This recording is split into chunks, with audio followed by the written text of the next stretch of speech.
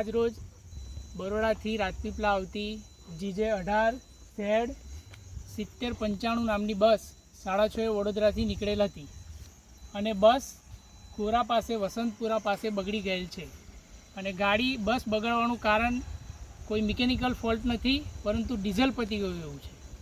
તો હવે તમે મને જણાવો કે મારા જોડે 8 થી 10 લેડીઝો છે અને બીજા નાના છોકરાઓ છે અને આજુબાજુ જુઓ તમે, આજુબાજુ ખૂબ અંધારું છે અને આજુબાજુ લોકલ સાધન મળવાની કોઈ જ ફેસિલિટી અવેલેબલ નથી. તો હવે તમે મને જણાવો કે આ બધા યાત્રીઓએ રાજપીપળા પહોંચવું હોય તો કઈ રીતે પહોંચે, અને આમાં ઘણા એવા પણ યાત્રીઓ છે જેને રાજપીપળાની આગળ જવાનું છે. તો હવે આ તમે મને જણાવો કે આનું સોલ્યુશન શું. એમાં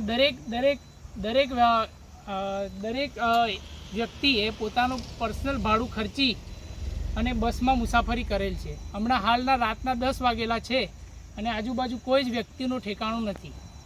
હવે તમે મને જણાવો કે આનું સોલ્યુશન કોણ લાવશે.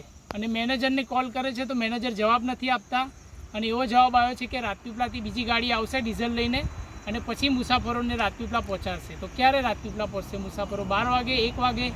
તો આનું તાત્કાલિક સોલ્યુશન આવવું જોઈએ. અને ડ્રાઈવર સાથે વાત કરતાં જણાવવામાં આવ્યું કે આવું ઘડીને ઘડી થાય છે, એટલે આ પહેલો કેસ નથી કે જેમાં આવું મુસાફરો હેરાન થયેલ છે.